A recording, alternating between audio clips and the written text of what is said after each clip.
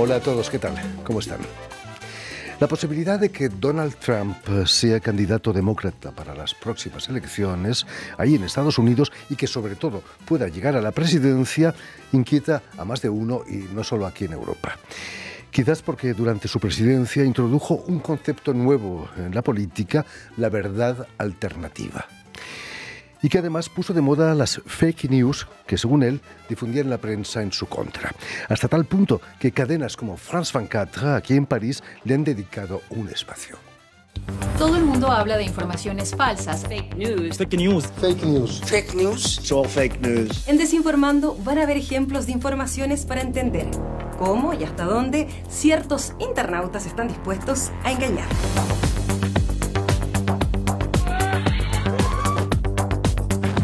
Desinformando, con Natalia Ruiz Giraldo y Erika Olavarría, en France 24 y France24.com. Pero mentiras y falsedades no son nada nuevo en nuestra historia, está plagada de ellas. Precisamente nuestro invitado de hoy, el escritor y ex primer ministro de Perú, Pedro Angulo Arana, presenta este jueves su libro La historia fake, aquí en París. Muy buenas tardes, señor Angulo. Muy buenas tardes, un honor estar en su programa. Bienvenido a Radio Francia Internacional. Gracias. Usted que ha sido decano del Colegio de Abogados de Lima, para usted las fake, las falsedades, no deben sorprenderle en absoluto. No, los abogados nos aproximamos al tema de la falsificación documentaria, de la falsificación de testimonios, y la realidad es que tenemos conceptos en relación a eso. Entonces, no es algo que sorprenda. También sabemos que a veces las defensas, lamentablemente, recurren a mentir. Entonces, la mentira en el sistema procesal penal peruano es tolerada, por ejemplo, ¿no? No se sanciona al imputado que en su defensa miente, como en el caso norteamericano, que comete perjurio porque antes le hacen juramentar que diga la verdad. Son diferentes mentalidades para enfrentar un mismo problema, que es la investigación del delito. Y si no, que se lo digan a Clinton o a Nixon, ¿no? También ejerció el cargo de fiscal superior titular. El trabajo de fiscal, señor Angulo, es separar lo verdadero de lo falso de las declaraciones de un acusado. En parte porque se busca la verdad. Por lo menos yo como fiscal tenía la concepción de que si una persona, por mi actividad, iba a ser penada, sancionada, para mi tranquilidad de conciencia profesional y personal, tenía que ser que tuviera elementos como para pelear y pedirle al juez que lo sancione. Entonces yo trataba de eliminar las dudas, porque las dudas pueden generar después que un inocente pague como culpable. Entonces para mí sí era muy importante discernir entre lo verdadero y lo falso. Por cierto, ¿qué piensa de un país como Francia, que ha nombrado a un célebre abogado ministro de Justicia? Me refiero a Éric Dupond-Moretti. Lo que pasa es que entiendo como que el señor ministro ha tenido antes en su condición de abogado litigante conflictos y de repente enemistades con jueces, y esto se puede prestar para que él accione en contra de determinadas personas. Eso no me parece que pueda ser bien visto, pero va a depender finalmente de la responsabilidad del mismo, de entender que una posición de poder no es para vendetas, no es para represalias, sino es para conducir esa materia, esa cartera que le han encargado, en el sentido que favorezca a los ciudadanos. Los ciudadanos aspiran justicia en todos los países del mundo. Naturalmente, Éric Dupond-Moretti rechaza todas esas acusaciones, ¿no? Las niega. Con la llegada a la presidencia del Perú de Dina Boluarte, tras el intento de autogolpe de Pedro Castillo, es nombrado primer ministro, presidente del Consejo de Ministros. Fueron momentos muy tensos, imagino. ¿No le tembló la mano para aceptar el cargo de primer ministro? No, porque la realidad es que yo había sido crítico al señor Castillo. A mí me parecía que con sus nombramientos de ministros y otras autoridades, que después se supo en algunos casos eran compra de cargos, estaba destruyendo la gestión del país. Y en ese sentido había declarado, ¿no?, como ciudadano y como exdecano del Colegio de Abogados del Perú, que el país tenía un problema, y ese problema para mí se llamaba Pedro Castillo y había que resolverlo de algún modo, evidentemente dentro de lo legal. Y bueno, finalmente fue él quien motivó que su salida del poder porque dio un autogolpe y con eso se puso en contra de la Constitución, en contra del Estado de Derecho, y la reacción que hubo en general del país mayoritariamente fue reconstituir la gobernabilidad y el Estado de Derecho. Precisamente su gobierno, señor Angulo, fue criticado por la gestión de la crisis que se saldó con 27 muertos. ¿Las críticas le llegaron por la dureza de la acción de la policía o quizás por intentar negociar con los agitadores? A ver, la realidad es que nosotros, cuando tuvimos información de que había líderes que estaban motivando a las personas, las estaban soliviantando, ¿no?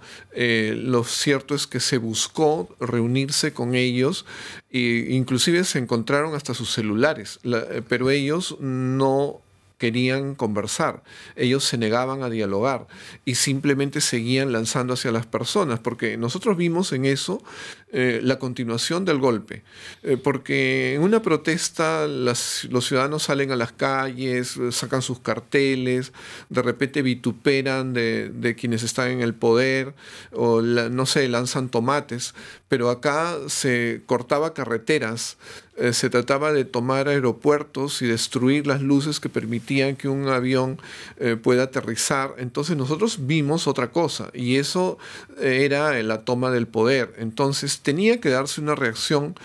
La presidenta fue muy concreta, muy directa en el sentido de que se respete la vida.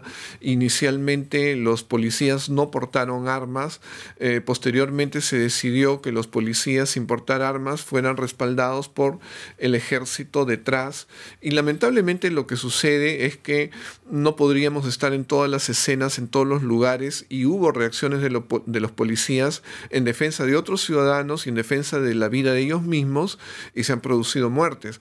Lo real es que en estos momentos la Fiscalía, que es la institución que le corresponde formalmente encontrar si es que hay responsables o no, está realizando las investigaciones, ya se ha ubicado, se ha identificado y se está procesando algunas personas, no se sabe si se excedieron o no, que dispararon, ¿no? Porque ellos son los que tenían las armas.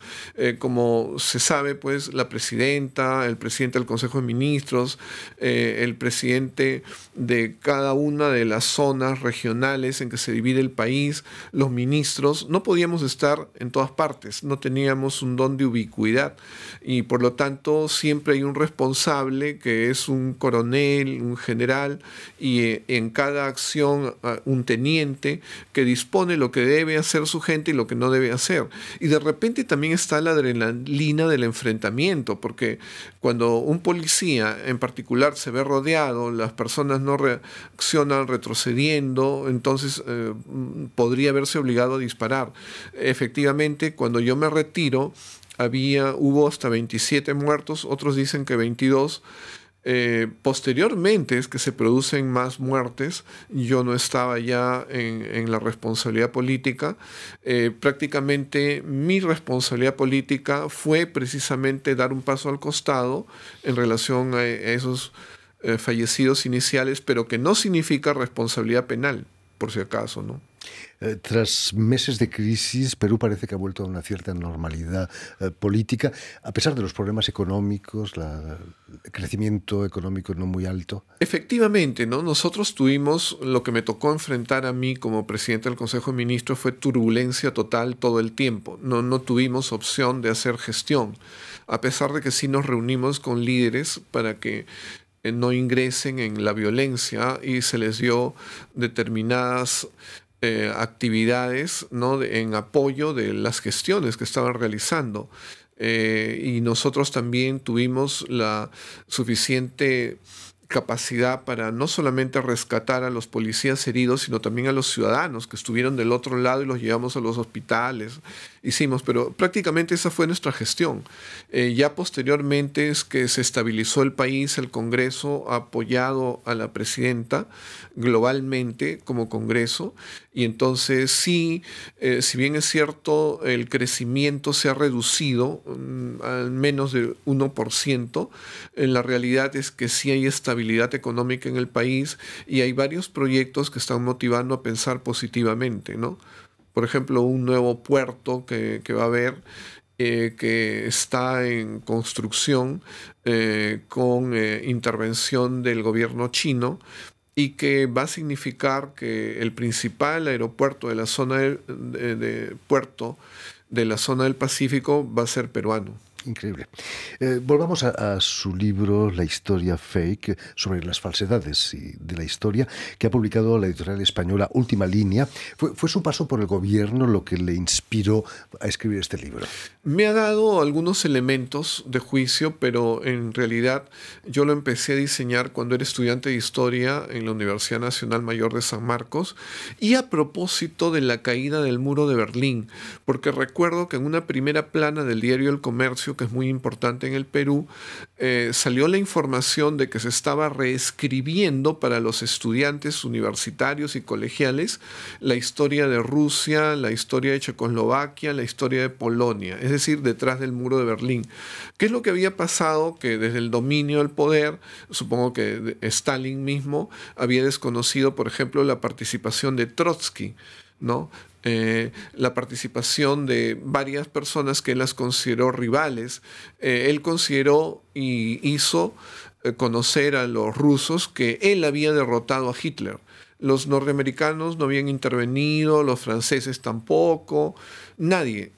Solamente Stalin. Entonces, esos temas tenían que reescribirse para asumir la realidad, y a mí me hizo pensar que era necesario escribir sobre el tema. Y luego fui descubriendo varias fuentes de información que realmente para mí fueron sorpresivas, y positivamente me interesó el hecho de poder difundirlo. Más aún con los temas modernos, el tema de las redes, el tema de los fake news, el tema de la posverdad, y las distintas maneras en que se agrede desde distintos campos, a veces el económico, a veces el político, a la verdad. Aunque siempre se ha dicho que la historia la escriben los vencedores, ¿existe realmente la verdad en la historia? Esa es una versión, efectivamente, ¿no? Es uno de los temas que trato, ¿no? En relación a que la historia la escriben los vencedores, ha surgido la visión de los vencidos, que ponen otras condiciones, ¿no? Por ejemplo, en relación a lo que fue el Imperio Incaico, hay la versión en el Perú de Garcilaso de la Vega, que él más o menos es un autor que expresa las bondades del Imperio Inca, pero también tenemos la versión de Huamán Poma de Ayala. Huamán Poma de Ayala no perteneció al incanato, fue un pueblo vencido por los incas, y que él expone otra visión crítica para los incas. La realidad es que en la historia siempre va a haber crítica hacia el poder, y lo mejor es siempre leer de todo para colocarse en el medio, generar una balanza y poder llegar un poco a acercarnos, por lo menos, si no es que llegar a la verdad. La verdad siempre nos la velan, siempre hay un interés detrás del cual nos impiden conocer. Y bueno, el historiador es una persona que trabaja precisamente con los hechos del pasado, busca fuentes de donde pueda reproducir qué es lo que sucedió, cuáles fueron los motivos de distintos hechos, y ese ya era un interés particular por el cual tratar el tema. El problema quizás es que la historia no es una ciencia exacta, hay errores, sin duda, y falsificaciones, ¿no? Hay historiadores que falsifican la historia. Definitivamente. Es más, cuando yo empecé a tratar el tema de las falsificaciones de la historia, tuve que necesariamente tratar un tema muy importante, que es la verdad. Porque ¿cómo voy a tratar de las falsificaciones si es que no trato acerca de la verdad? Y la verdad es un tema que no lo trabajan los historiadores. La verdad es un tema que los historiadores y de otras disciplinas se lo dejan a los filósofos. Los filósofos trabajan la noción de la mentira y de la verdad. Pero yo lo traté por que tengo una responsabilidad profesional de que si voy a hablar de las falsificaciones, de todas maneras tengo que ingresar en el tema. Entonces recogí las versiones, las visiones que se han tenido acerca de la verdad, porque efectivamente no hay un absoluto, ¿no? Pero yo me atengo a un concepto que es el de Dworkin, que es en el que estos momentos es aceptado en las ciencias, también en el derecho, de que la verdad se corresponde con la capacidad del conocimiento humano en relación a la realidad material. Entonces, en la medida en que nosotros accedemos a conocer la realidad material, tenemos una noción de lo que puede ser verdad. Ahora, detrás de los hechos humanos, ¿qué es lo que sucede? Que hay intenciones, que hay motivos, y eso es lo que se tiene que descubrir. A veces es indiciario, ¿no? Como en el derecho. Hay una responsabilidad que no la tenemos grabada en un video, que no hay testigos, hay delitos que se llaman clandestinos. Por ejemplo, a veces un homicidio, el único que estaba era la persona que perdió la vida, pero en función de datos, digamos, si hablamos de un ambiente donde se produjo el hecho y nadie más entró, encontramos sangre, pero no solo de la víctima, sino del otro, porque la víctima se defendió y arañó. Encontramos que podemos hacer una pericia, encontrar y de repente identificar a esa persona que fue. Encontramos cabellos también que se arrancaron en la pelea. Entonces, indiciariamente podemos llegar a encontrar la verdad.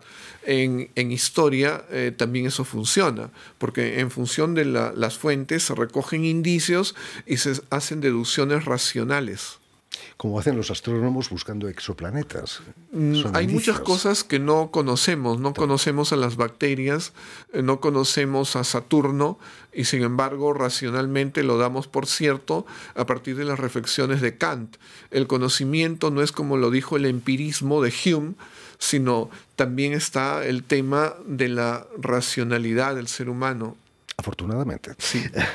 En su libro aporta una serie de fakes impresionantes, pero ¿cuál ha sido el peor o el mayor fake que se ha escrito en la historia? Yo creo que hay varios, pero uno, por ejemplo, para colocarnos en Francia, es el tema del caso Dreyfus, ¿no? El militar de origen judío, pero que sin embargo a la larga se demostró que sus principios militares los sostuvo, ¿no? Porque a pesar de que toda la institución se puso en contra, él se mantuvo, no la atacó. Al final se descubrió su inocencia. A mí me parece que ese es un caso importante porque demuestra que una persona puede ser objeto de una destrucción. Sin embargo, él mantuvo la moral y a la larga se demostró su inocencia. Entonces, precisamente es uno de los temas que me preocupa hoy en día. Nosotros sabemos que mediante inteligencia artificial se graba parte de la voz de una persona y se crea ya su voz. Se graba su rostro y se le hace hablar. Yo decía, a un político le pueden entregar un video donde otro político lo difama.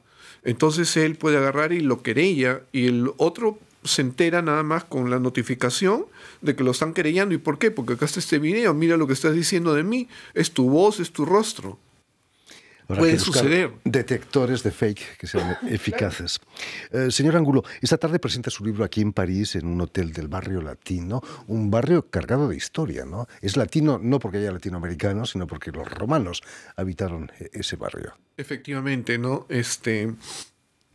Para mí es un honor el hecho de estar en el mismo hotel donde han estado Mario Vargas Llosa, donde Gabriel García Márquez compuso una de sus obras, El coronel no tiene quien le escriba. En relación al Perú particularmente, Francia es muy importante. Aquí vivió Vallejo, aquí murió. Él se casó con una francesa, con Georgette, y aquí compuso mucha de su poesía. Moriré en París con aguacero fue algo que él se adelantó a su propia muerte. Entonces yo me siento muy, muy sensible con la oportunidad de estar en un lugar de tanta tradición cultural para poder presentar este modesto trabajo de la época del COVID. Porque si bien es cierto, mencioné que cuando era estudiante de historia tuve la inspiración, las cosas que he visto me han motivado a escribir, porque genera alarma el hecho de que las personas puedan ser objeto de alteraciones en su vida, en su trayectoria, y que se les invente ilícitos. Hoy es muy fácil, pero que también a los ciudadanos se nos oculten los hechos, se nos oculten responsabilidades, o se presenten cosas que no son como que fueran, ¿no? Las teorías de la conspiración. Y con eso, ¿qué es lo que se consigue? En principio, que no decidamos bien, porque digamos, políticos que pudieran estar muy mal vistos, quedan en el mismo terreno los políticos nuevos que quisieran acercarse y que les inventan cosas y que los ciudadanos van a decir, bueno, si los otros son así, estos deben ser igual, entonces el terreno se aplana y los otros van a tener oportunidad, los que ya no deberían de tener, que deberían de ser renovados por los nuevos. Entonces, hay situaciones perversas porque esto último que digo impide la renovación y es algo que se puede dar. Nosotros sabemos, en la misma elección de Trump podrá decir que fue víctima de memes, pero también su contrincante, ¿no? La esposa de Clinton, fue víctima de memes y él tuvo respaldo en Rusia y en otros lugares donde no se decidía la votación y nada tenían que hacer, influenciaron. El problema es que desde el extranjero nos pueden afectar y modifican nuestra vida y nos cambian las decisiones, nos hacen desconfiar. Y sobre todo desacredita toda la clase política. Y lo que pasa es que ya la opinión pública no se puede formar, porque la libertad de expresión que se sostiene en la opinión pública quiere que lo que se conozca sea verdad. Porque si es mentira, definitivamente pues la opinión está desviada y las decisiones, las votaciones van a estar torcidas. Es lo mínimo que se le puede pedir a un político, ¿no? Claro. Verdad. En fin, todo eso y mucho más lo tienen en el libro del señor Pedro Angulo, La historia fake, escritor y ex primer ministro de Perú, que ha sido editado en España por la editorial Última Línea. Muchísimas gracias, señor Angulo, por habernos contado cosas. Muchas gracias por la oportunidad. Un placer. Permítame también que dé las gracias a Vanessa Loiseau y a Adrián Taureau, quienes se han ocupado hoy de la realización del programa, y también saludar a nuestros telespectadores, porque también los tenemos, que nos siguen en toda América Latina, en Lima, estoy seguro que también, gracias a la cadena Unión Continental Latinoamérica, que es la cadena de la OEA, la Organización de Estados Americanos, y una red que se llama TAL, que reúne televisoras públicas y universitarias de América Latina.